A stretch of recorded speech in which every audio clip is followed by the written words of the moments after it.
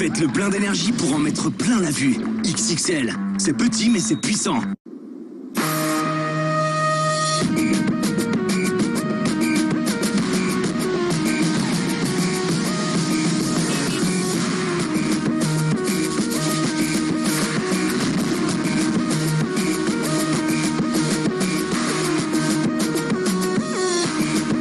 OneXBet, tout le monde a une chance.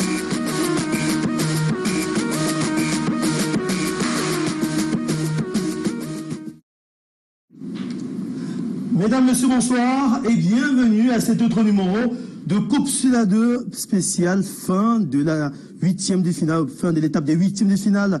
Donc ce soir avec les deux rencontres qui sont disputées à Douala et à Limbe. Il y a quelques minutes seulement, nous sommes allés au bout de la nuit parce que les deux rencontres sont allées à la séance des tirs au but. C'est presque inhabituel, on va le dire. Et cette CAN de 2021 a beaucoup de nouveautés et de faits de jeu incroyables avec encore une nouvelle surprise, c'est la qualification de la Guinée équatoriale. On y reviendra dans quelques secondes. Le temps pour nous de dégrainer le menu de ce soir. On reviendra sur la réunion au sommet de la Confédération africaine de football et le comité local d'organisation de la CAN qui a donc modifié le calendrier de la compétition et ça a débouché sur la mise à l'écart de certains stades. On y reviendra. On reviendra également sur les faits de jeu de ces rencontres de ce soir avec nous pour en parler justement. Notre consultant habituel, Coris Kouyaté, est avec nous. Bonsoir Coris. Bonsoir Marc. Plus que 8 pays, 3 pays de l'Afrique du Nord, 3 pays de l'Afrique de l'Ouest, 2 pays de l'Afrique centrale. Voilà le tableau représentatif des quarts de finale de la 33e édition de la CAN Total Énergie Cameroun 2021. Ah oui, vous êtes très féru des chiffres, c'est très important, surtout que l'Afrique de l'Ouest avait plus de 10 équipes représentées dans cette CAN. Un grand contingent hein, qui ont donc pris la porte. On y reviendra. Autre invité avec nous ce soir, il est journaliste de sport et puis également fait de la presse écrite, presse cybernétique. Eh bien, c'est un ancien qui a peut-être sa 8e ou 9e CAN. Bonsoir, Émile Zola. 5e CAN. Ah, je suis allé un peu trop loin. C'est vrai qu'avec d'autres grandes compétitions, Coupe du Monde, Coupe du Monde féminine, CHAN et autres, on s'amène un peu les pinceaux. Alors, bienvenue avec Bonsoir au nombre de téléspectateurs de Canal 2. Bonsoir Coris Piaté, bonsoir Marc. Désolé que les deux rencontres du jour nous amènent tard dans la nuit. C'est ce qui fait le charme du football. on n'a jamais trop de certitudes. Oui, c'est clair quand même, concernant ces différentes rencontres. Justement, parlons de la première rencontre du jour. On reviendra sur le sacre de la Guinée équatoriale, le temps que les éléments nous parviennent de Limbé pour voir les réactions des entraîneurs et des autres avec les temps forts de la rencontre. Mais parlons de la première rencontre du jour. Monsieur, c'était au stade de Japoma, ce choc. Une finale avant la lettre, comme certains le disaient, entre l'Égypte et la Côte d'Ivoire dans un stade chaud bouillant de Japoma. Et on avait ou Mohamed Salah. C'est une équipe qui joue pratiquement coupée. Si vous regardez le match à la première mi-temps, vous allez voir que cette équipe jouait comme si elle n'avait pas de milieu de terrain. Donc c'était pratiquement un jeu direct. La défense récupère le ballon, cherche à retrouver El Neni ou Mohamed Salah tout de suite. Et le plus souvent, même en première période, ça a créé quelques occasions. Dès le début, d'ailleurs, cette équipe a touché la barre traversale de l'équipe ivoirienne. Donc vous comprenez que c'est une équipe égyptienne qui est restée fidèle à son système de jeu. Et je le disais hier qu'il fallait faire très attention parce que c'est une équipe qui est plutôt habituée quand même. Il y a 3 ans seulement. Alors, nos collègues du côté de Douala, Emekaten Moukouri et Yves Chamado ont suivi cette rencontre pour nous. Ils vont débriefer cette rencontre, mais surtout faire écouter un tout petit peu les réactions d'après-match des acteurs de la rencontre. Allez, on les écoute. Bonsoir Emekaten, bonsoir Yves.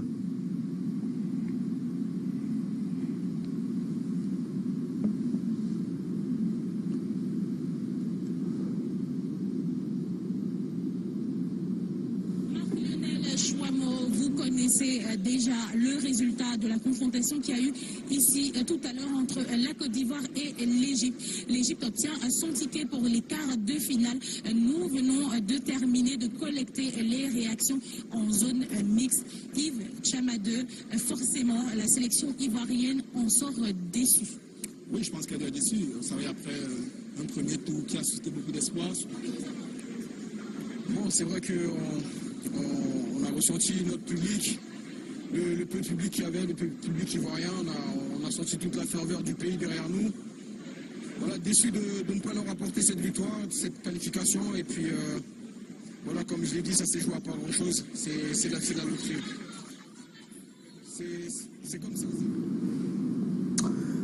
Un petit souci de connexion avec nos amis de Douala au stade de Japoma. On va retenter l'expérience avec Emekaten Moukouri et Yves Chamado qui vont nous faire écouter surtout les réactions d'après-match de Patrice Baumel, l'entraîneur de la Côte d'Ivoire, et également l'entraîneur égyptien donc Kéros, qui forcément aux anges, qui fait mieux que son prédécesseur Hector Cooper en 2019 du côté de l'Égypte. On prend la direction de Douala pour justement faire le point sur ce Côte d'Ivoire-Égypte.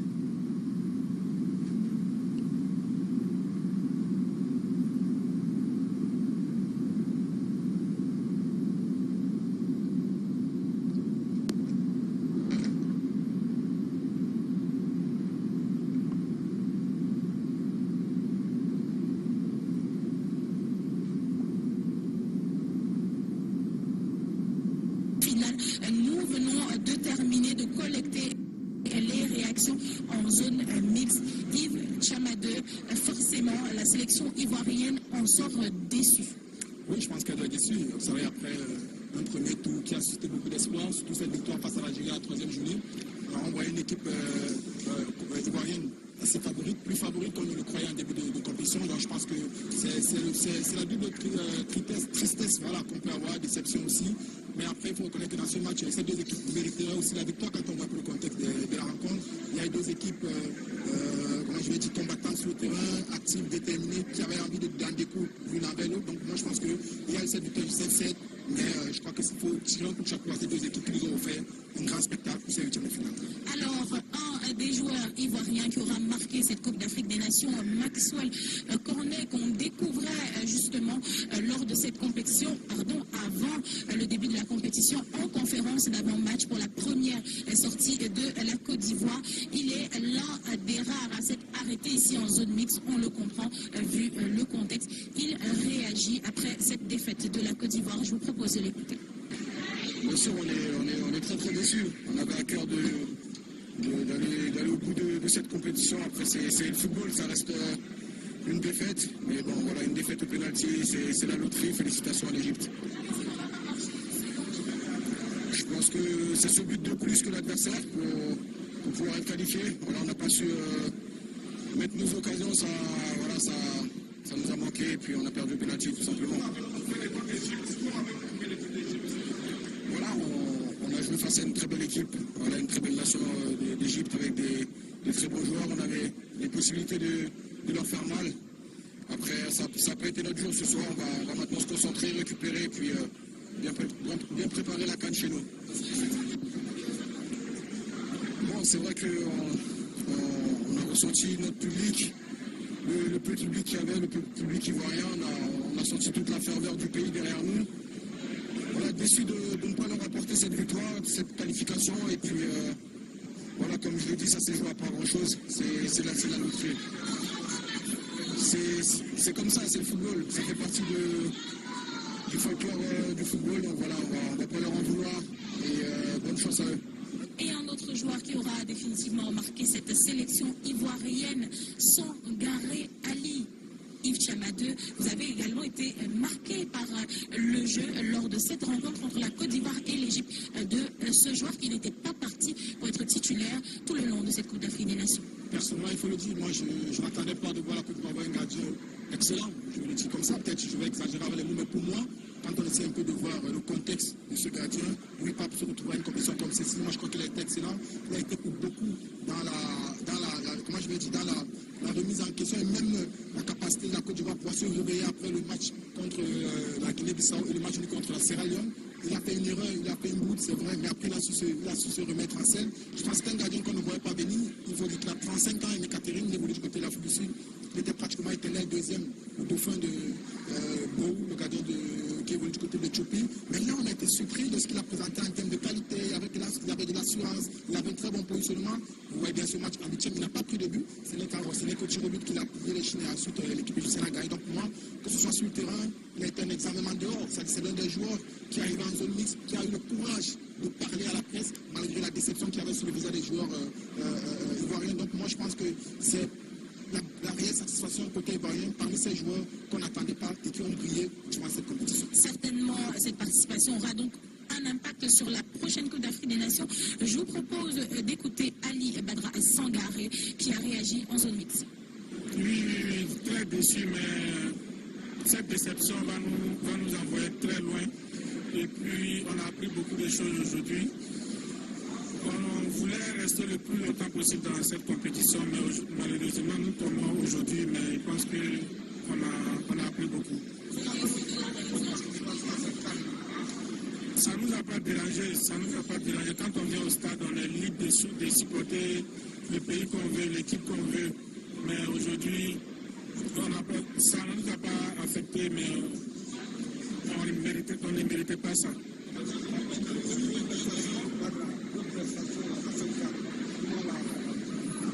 Je suis fier de moi.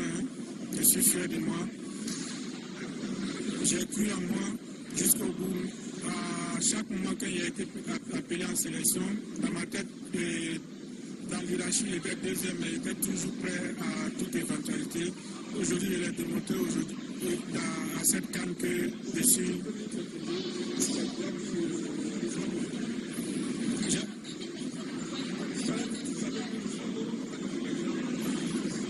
J'espère bien, moi j'ai toujours un objectif, je vais toujours être prêt à pouvoir faire des matchs comme ça.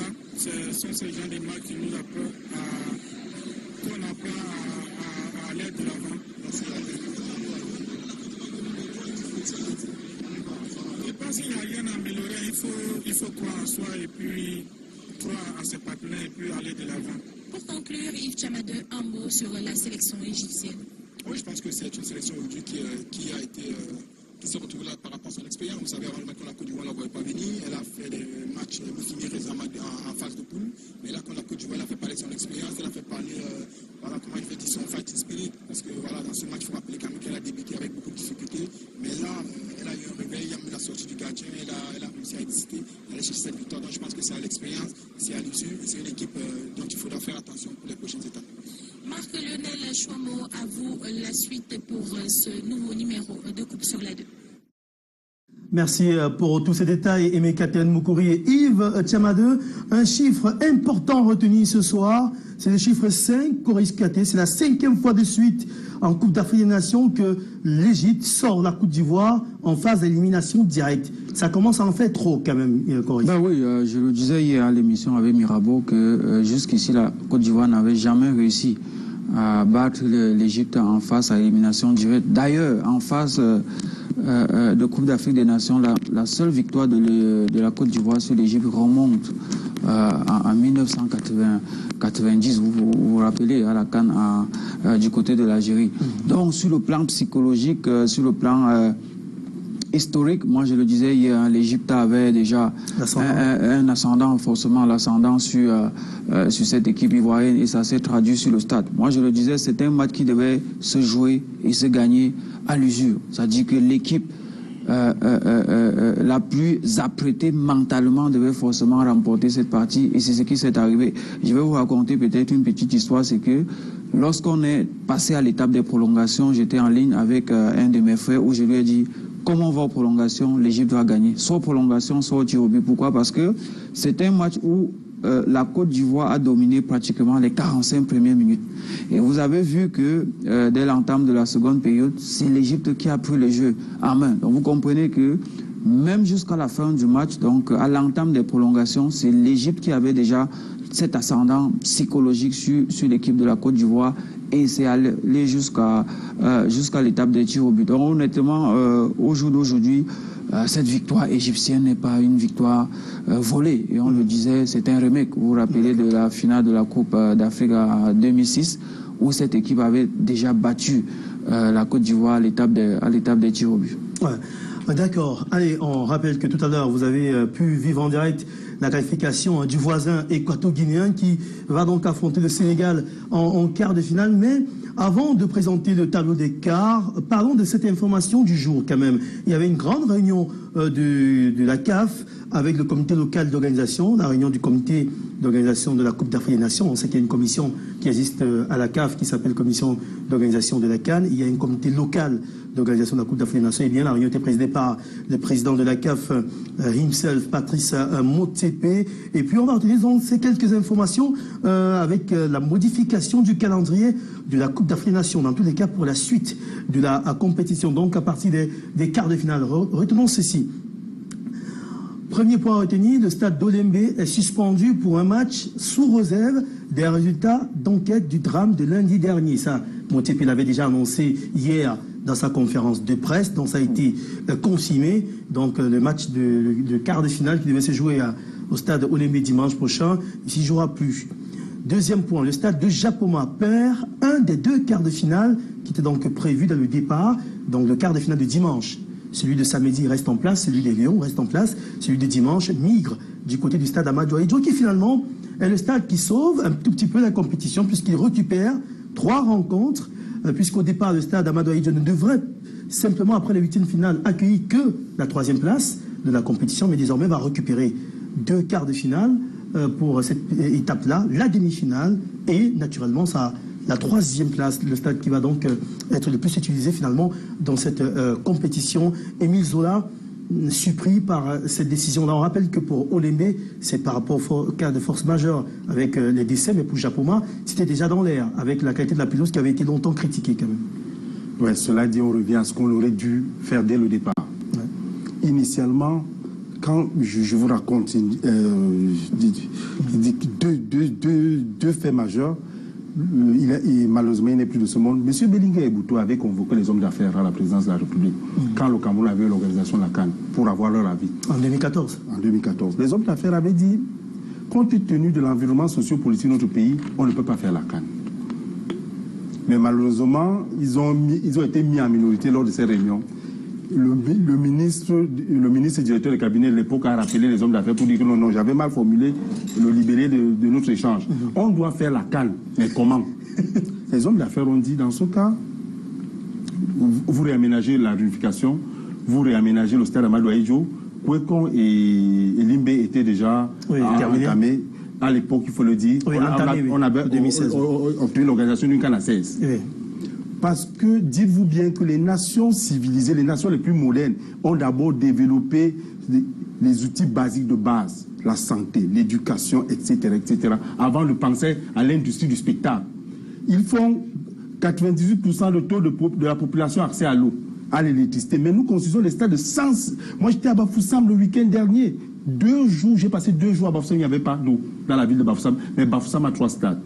Donc, on doit revoir nos priorités. Et quand bien même on fait ces stades, il faut le dire, le stade d'Olembe est très beau. C'est vraiment du standard de 5 étoiles. Mais cela dit, je ne sais pas ce qui nous pousse toujours à construire des stades olympiques. Quand dans une ville comme Yaoundé, il y a le stade Amadou Ahidjo qui a une piste d'athlétisme, je ne sais pas pourquoi on s'obstine purement foot.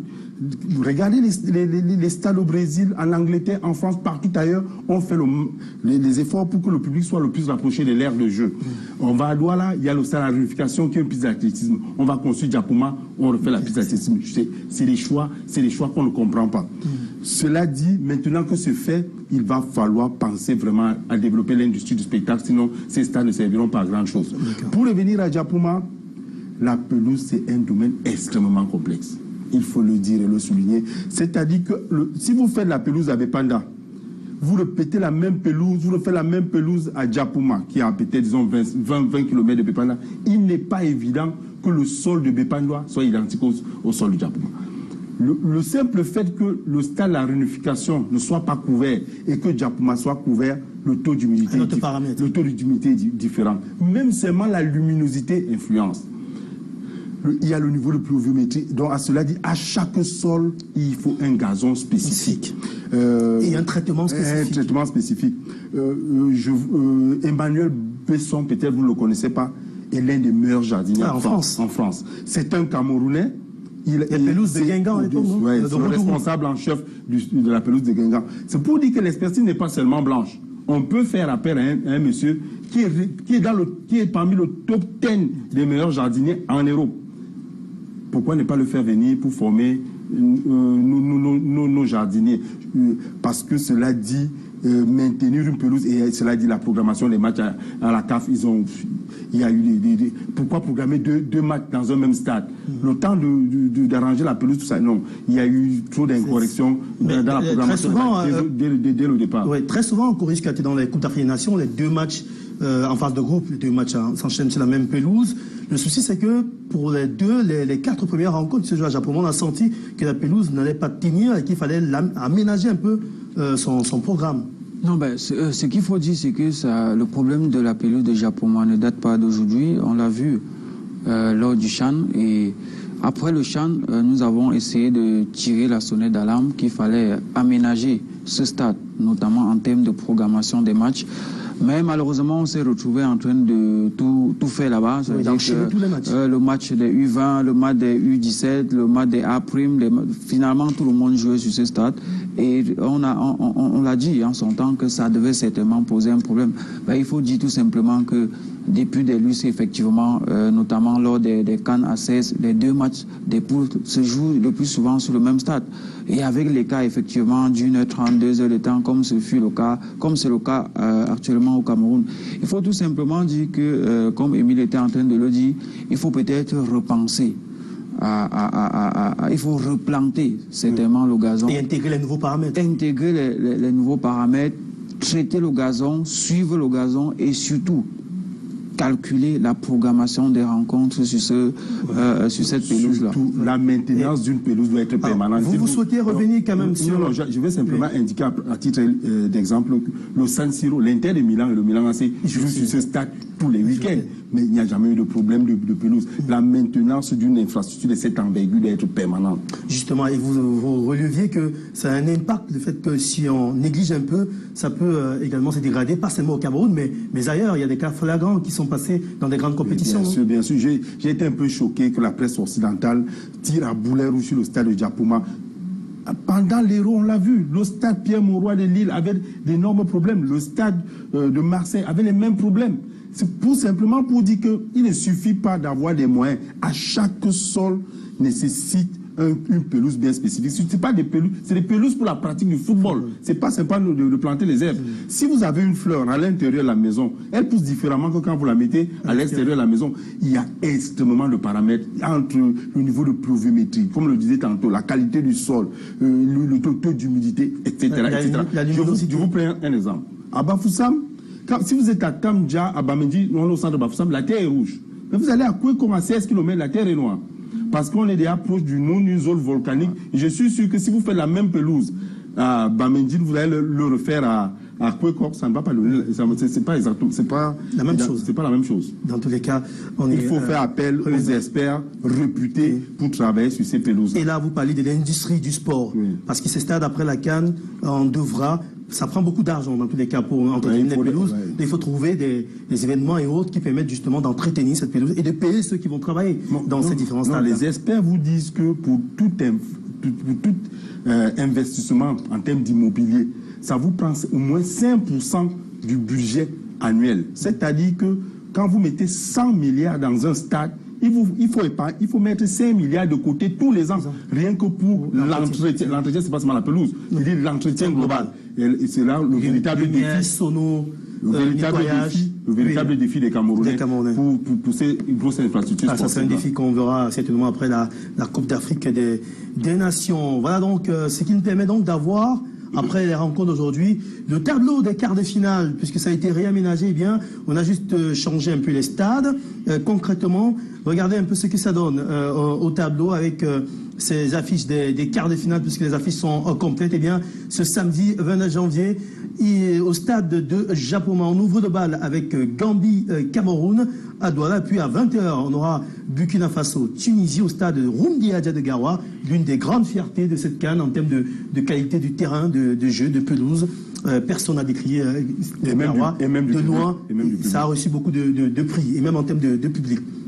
Et puis suite des quarts de finale de dimanche 30 janvier 2022, 17h, Égypte-Maroc. Le vainqueur de ce match croisera celui de Gambie-Cameroun. Et puis il y a ce Sénégal-Guinée équatoriale à 20h au stade Amadou Ahidjo de Yaoundé qui récupère donc les deux quarts de finale de dimanche pour être précis. Allez, on va marquer une pause dans ce programme et puis on revient pour faire le bilan après de ces huitièmes de finale et aussi parler un peu des Lions indomptables du Cameroun qui vont s'envoler demain pour Douala. A tout de suite.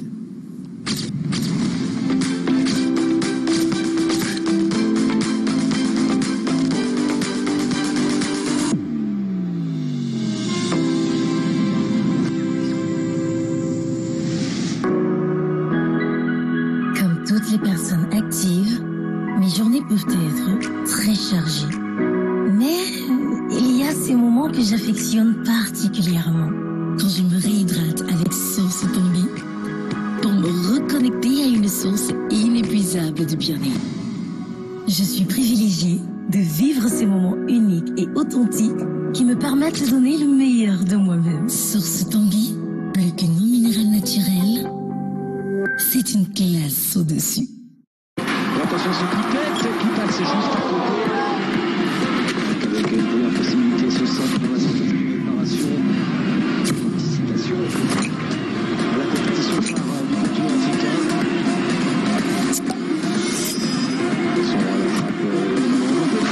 En Afrique, le football coule dans nos veines. Antoine Sport, supporter numéro 1 du football.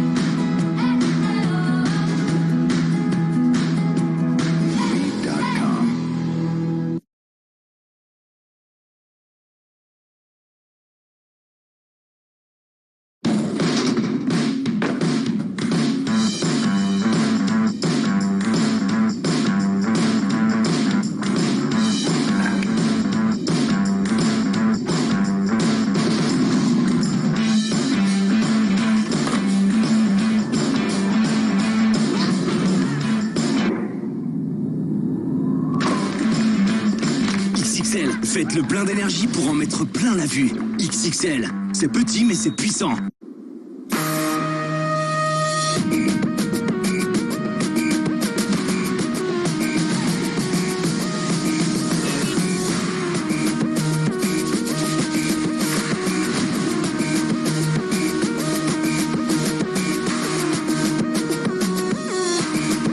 OneXBet, tout le monde a une chance.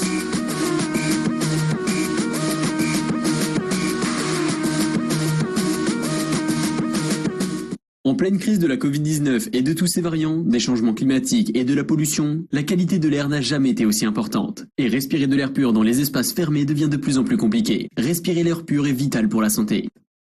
Une étude financée sur l'efficacité des purificateurs d'air dans la lutte contre la Covid et de tout type de virus et bactéries. Le docteur Antoine Plahot, épidémiologiste et directeur de l'Institut de santé de Global Université à Genève, donne son avis là-dessus. On en a vraiment besoin, je dirais essentiellement dans les endroits où on ne peut pas assurer une ventilation correcte. Dans des écoles, des restaurants, des discothèques, des bars. Ce gérant va opter pour un purificateur d'air. Dans les 500 € par mois en location. C'est une charge supplémentaire, bien sûr, sachant qu'on aurait réduit la jauge. Mais bon, il faut bien commencer à un moment et pour s'apercevoir que tout s'améliore. En tout, 3000 capteurs et 2000 purificateurs vont être installés pour un coût total de 10 millions d'euros. On a été la première région en France à diffuser des purificateurs d'air. On est la première région en France à avoir fait un partenariat scientifique avec un bureau technique qui nous accompagne sur ces questions de qualité de l'air. Jean Lang, médecin et adjoint au maire de Mont, en charge de la santé, donne un avis très favorable sur les purificateurs d'air. Ce sont ce qu'on appelle des filtres HEPA qui ont été démontrés comme efficaces dans la filtration du virus, donc dans la protection, et donc qui permettent de recycler un air qui est lui-même débarrassé du virus. Et nous pensons que c'est apporter donc une sécurité sanitaire. Bonjour les enfants. Même Jean-Michel Blanquer, ministre de l'Éducation nationale, le recommande. Nous encourageons les collectivités pour les capteurs de CO2 et les purificateurs d'air. Cela fait d'ailleurs des mois que cela s'est amorcé.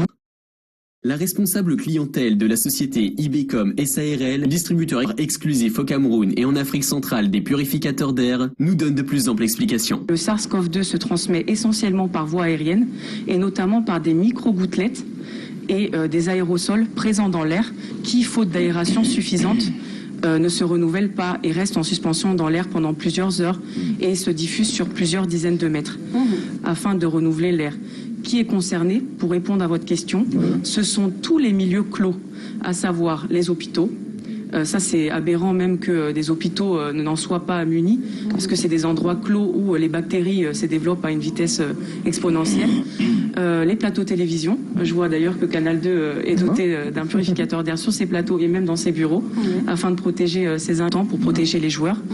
Les salles des fêtes, les salles de réception, les voitures. Et nous avons un purificateur spécialement adapté aux voitures. Nous encourageons tout le monde à se munir d'un purificateur d'air afin de renouveler l'air.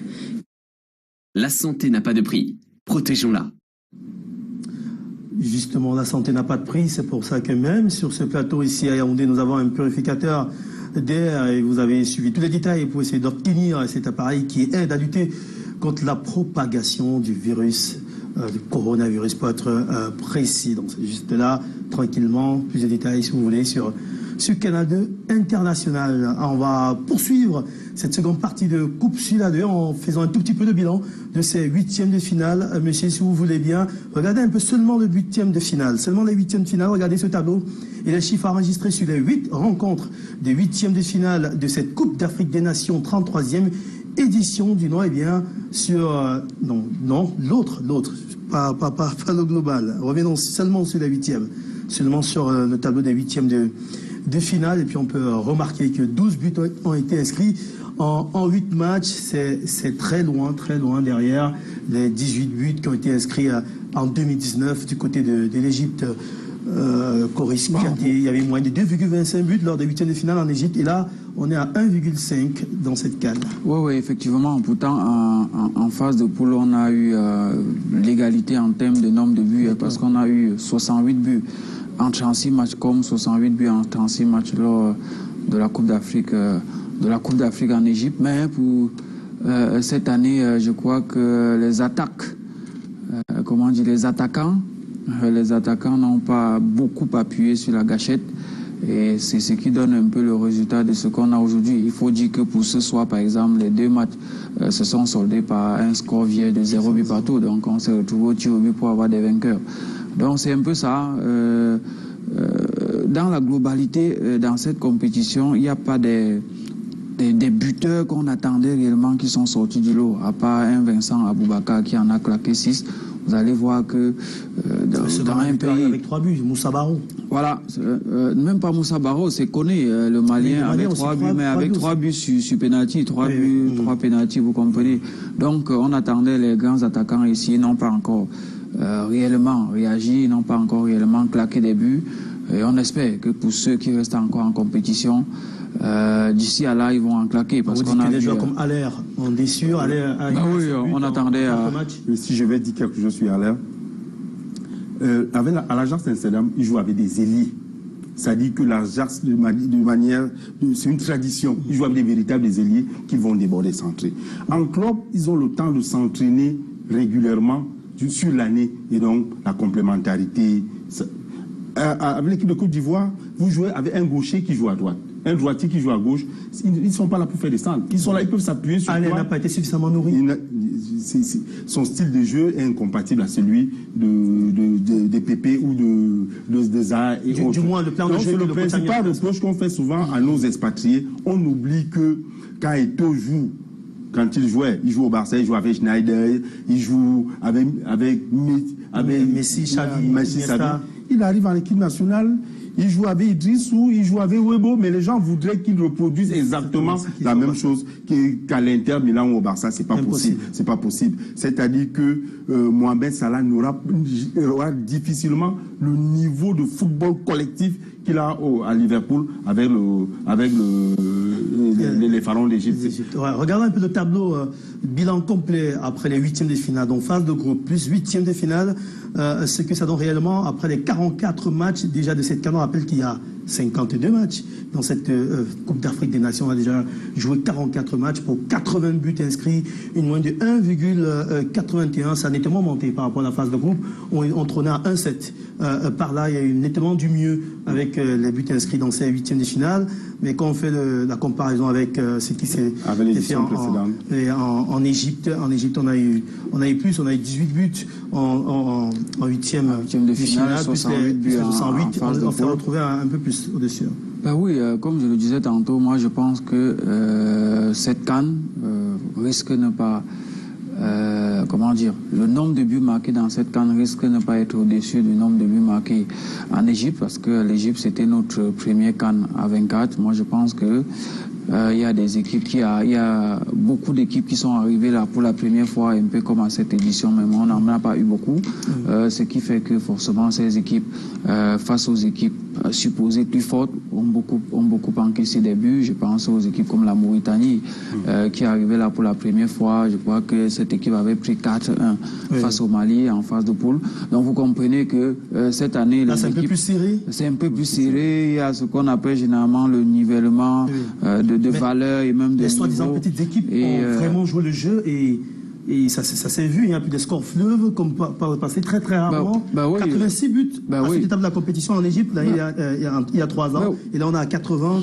C'est pas très loin. Très honnêtement, Marc, lorsqu'on vous parlait d'une affiche Sénégal-Malawi, d'aucuns se seraient attendus à un score de 5-0 en faveur du Sénégal, mais vous voyez que c'était un match qui s'est soldé. Mais voilà, vous voyez que c'était un match qui s'est soldé par un score vierge de 0 but partout. Donc vous comprenez que les rangs se sont resserrés. Très honnêtement, en Afrique au jour d'aujourd'hui, on parle plus de petites équipes. La preuve, c'est que voilà une équipe gambienne qui arrive pour la première fois et se retrouve en quart de finale. Donc c'est ça le football africain. Le football africain est en train d'évoluer. Il y a des pays qui ont compris qu'ils pouvaient également participer soit à la Coupe d'Afrique, pourquoi pas à la Coupe du Monde. Et pour ce faire, il fallait se mettre au travail. Il fallait se mettre au travail notamment à travers la formation à la base, à travers le développement du championnat local. Et les résultats sont ce que nous voyons. Quand vous prenez une équipe comme l'équipe du Malawi, vous allez voir que cette équipe, sur les 28 joueurs convoqués, vous n'avez que 2 qui évoluent en Europe. Notamment un qui joue du côté de la Géorgie. Vous avez 9 qui jouent en Afrique, Tanzanie, Afrique du Sud, Zimbabwe. Et après, 17 joueurs jouent localement, Marc. Imaginez, généralement, parmi ces 17, vous allez voir qu'il y a ces 17 joueurs sortent généralement de 3 clubs phares. Quand vous allez retrouver ces clubs en quart de finale ou en phase de poule de la Champions ou de Coupe de la CAF, on va se dire, mais comment un club de Malawi se retrouve là alors qu'un club camerounais n'en est pas? Non, c'est parce que il y a un travail de fond qui est fait depuis un bon bout. Bon, on a retrouvé l'Éthiopie là, beaucoup se sont dit, ben, l'Éthiopie, bon, la dernière participation de l'Éthiopie c'était en 2013, mais il faut dire que en Éthiopie, il y a des clubs qui touchent 103 millions de droits TV. Je parle bien de clubs de première division. Vous savez bien que Gowou est parti du tout puissant Mazembe pour l'Éthiopie. Qui fait même les meilleurs joueurs du championnat local. Ben voilà. Si désormais en Éthiopie. Voilà, donc c'est un peu ça. Il y a des équipes qui travaillent, qui font un travail de fond pour pouvoir donner le résultat que nous observons. D'accord. Alors, on va terminer en parlant de l'équipe nationale du Cameroun. Il y avait une énième séance d'entraînement aujourd'hui du côté du complexe Mundi. C'est vers l'aéroport de Simalène, dans le forteresse du complexe Mundi. Entraînement donc de ce jour. Dernière séance d'entraînement avant le départ pour Douala. Ce jeudi à midi, pour être précis, de départ donc de l'aéroport international de Yaoundé, Simalène. Et ce qu'on peut retenir, c'est qu'il y avait tous les jours été à l'entraînement et que ce matin, ils ont passé l'habituel test Covid de 48 heures avant le match, proprement dit, de la compétition. On rappelle, ils vont passer le test plutôt demain, je crois. Demain, pour être dans les 48 heures. C'est demain matin qu'ils vont passer un autre test. Mais cela dit, les Camerounais gagneraient à communiquer quand ils ont des cas Covid. Vous souvenez-vous qu'au début de la compétition, 4 jours ont trahi par un secret médical. Koundé Malon, Martin Honla, Bassogo, Fala Kongé, Ngagne aussi ont été testés positifs. Le fait de ne pas communiquer sur nos cas de joueurs testés positifs donne l'impression que les Camerounais sont immunisés. Non. Et du coup, les gens trouvent que c'est même un complot avec le cabinet suisse, le laboratoire suisse qui opère ces tests-là. Et on se souvient même que pour le match d'ouverture, la veille, contre Burkina Faso, Martin Honla avait été écarté des entraînements. On avait demandé l'information jusqu'à la dernière minute. Ils nous ont dit suspicion Covid, mais finalement, il n'était pas sur la feuille de match, comme certains joueurs n'étaient pas sur la feuille de match contre le Burkina Faso. Les Camerounais gagneraient à communiquer là-dessus. Vous connaissez mon point de vue là-dessus. Hein. Je vous ai dit à l'entame de cette compétition que cette opacité sur le plan de la communication autour de cette équipe ne nous aide pas. Il faut dire que le football, surtout au Cameroun, comme on le dit, c'est un service public à la limite. Donc on a l'obligation d'informer les fans, d'informer les hommes de médias, d'informer tous ceux qui s'intéressent à cette équipe, sur tout ce qui se passe, que ce soit des cas de blessures, des cas de maladies, ou encore même les entraînements, le système de jeu. Ça dit que... Si le système existe. Bah oui, parce que j'ai comme l'impression que on fonctionne dans une vase oui, parce que on ne comprend pas. Vous allez voir les autres équipes à la veille des matchs, avant les matchs, il y a une communication autour. Nous avons tes soucis, on a tes, mais chez nous, il y a une certaine opacité, on ne sait pas pourquoi. Pourtant, ça devait être. Nous sommes aujourd'hui, nous sommes à l'ère du football moderne. Nous sommes dans le football moderne. Nous sommes plus à l'époque où on pouvait jouer une compétition et terminer sans faire une conférence de presse, sans accorder des interviews aux hommes de médias et tout ça. Donc, nous sommes au 21e siècle. C'est compliqué. Eh bien, au terme de la séance d'aujourd'hui, du côté du complexe Mundi, nos amis de Fecafoot TV nous proposent donc la réaction de Jean-Charles Castelletto, qui a été titularisé pour la 2e fois dans cette compétition aux côtés de Michael Gadeux. C'est la charnière qui a joué la 8e de finale. Peut-être sera reconduite qui sait face à la Gambie, mais Castelletto s'est dit bien comme un poisson dans l'eau et il va tout donner pour la victoire finale. On écoute Jean-Charles Castelletto.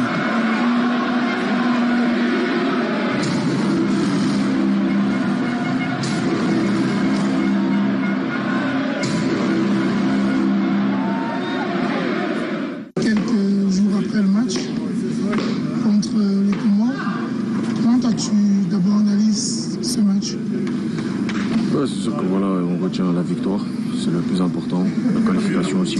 Après maintenant le match on essaie de faire le meilleur sur le terrain. On essaie de donner tout pour l'équipe, tout pour la nation. Donc voilà, moi je retiens que ça. Qu'est-ce qu'il faut améliorer lors du prochain match? Je pense que voilà, il faut avoir confiance en nous. Il faut avoir confiance en nous, il faut qu'on joue un peu plus avec la balle, qu'on donne un peu plus le ballon pour pouvoir proposer des choses. C'est ce qu'il faut. Après, voilà, on a confiance en nous. Je sais que ça va aller pour les prochains matchs. Comment était le vestiaire après ce match? Non, c'est normal qu'on est un peu déçus parce qu'on va faire du spectacle. Parce qu'avant tout, les Camerounais viennent au stade pour voir le spectacle. Et je pense que voilà, on leur a pas donné assez de spectacle sur ce match.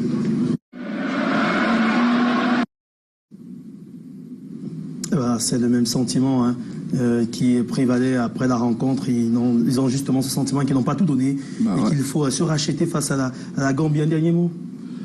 Je ne terminerai pas cette émission sans adresser mes sincères condoléances aux familles éplorées. Vivement que nous mettons les personnes au centre de tout ce que nous faisons. S'il y avait eu la moitié des mesures sécuritaires qu'il y a eu au match d'ouverture, certainement que nos 8 compatriotes seraient encore en vie. Ouais. On ne va pas entrer dans les détails. Dur. Maintenant que c'est fait, je pense par exemple que la FECAFOOT devrait travailler sa diplomatie sportive. Si on peut organiser un match amical de très grande envergure, je pense notamment à un pays comme l'Argentine, le Brésil, afin que les retombées de ce match-là partent aux familles endeuillées. Ce serait une bonne chose. Même si déjà la CAF a commencé à faire circuler des messages, même pendant le match, les panneaux publicitaires, ils ont informé les partenaires qui lui ont fait passer ces messages. Et les différents sponsors de la compétition se sont donnés à cœur joie pour aider la Confédération à exprimer ses regrets par rapport à ce fâcheux incident qui a causé la mort à 8 personnes, justement. Qualificateur, un dernier mot? Un dernier mot, chez les 11 indomptables, nous attendons non seulement la victoire, mais comme Jean-Charles était en train de le dire, du spectacle. Parce qu'il faut dire que le football, c'est avant tout un spectacle. Et ils vont jouer dans un bon stade, c'est avant tout un spectacle. Très donc nous attendons et la victoire et le spectacle. Nous attendons enfin un match référent pour cette équipe. Il est vrai qu'au Gabon, en 2017, notre vrai match référent, c'était en demi-finale contre Ghana. J'espère qu'ils ne vont pas quand même attendre jusqu'en demi-finale pour nous produire ce match. Nous attendons un bon match, nous attendons du spectacle et effectivement nous attendons la qualification. On va terminer en rappelant le programme des quarts de finale qui vont nous attendre donc à partir de samedi prochain sur nos antennes avec ce Gambie-Cameroun à 17h au stade de Japoma. Ce sera le dernier match dans la cuvette de Japoma. 20h Burkina Faso, Tunisie au stade Roumdéa de Garoua. Et puis dimanche, donc 30 janvier, 17h, le choc entre les équipes du Maghreb, Égypte, Maroc au stade Amadou Ahidjo de Yaoundé. Et puis toujours au stade Amadou Ahidjo de Yaoundé, 20h, Sénégal, Guinée équatoriale. Merci à tous de nous avoir suivis aussi tard dans la nuit. Merci à Thierry Camteau pour la réalisation. Merci à Liona Dombo qui était encore avec nous. Merci à la diffusion du côté de Douala qui assure le relais, Codès Ronchon et toute son équipe, Brice et les autres, Bertrand du côté de Douala. Rediffusion de ce programme ce jeudi à partir de 10h ou 10h30 par là. On se donne rendez-vous pour une nouvelle journée pour parler de nouveau de cette Coupe d'Afrique des Nations avant les quarts de finale. Bonne soirée en compagnie de nos programmes. Bye.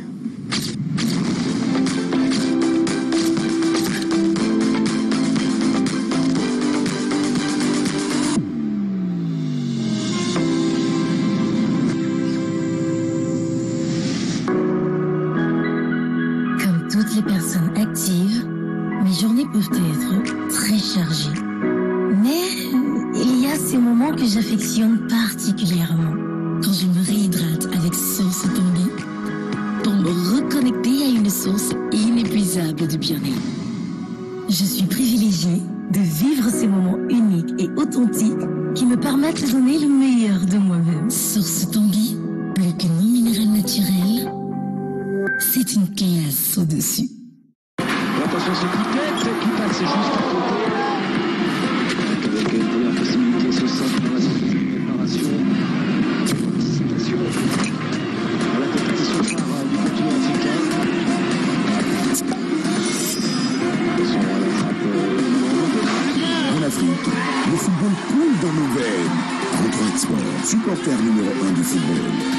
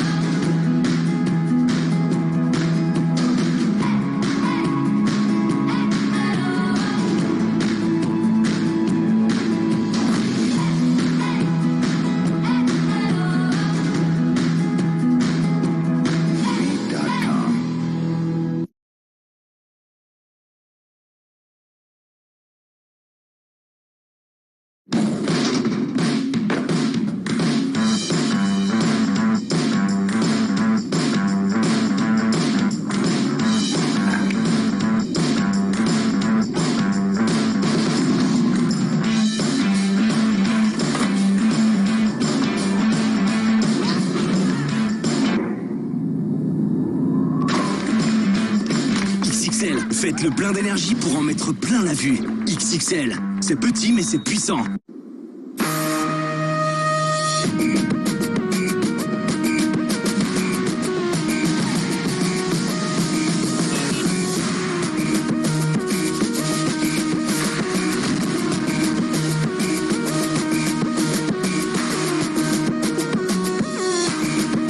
OneXBet, tout le monde a une chance.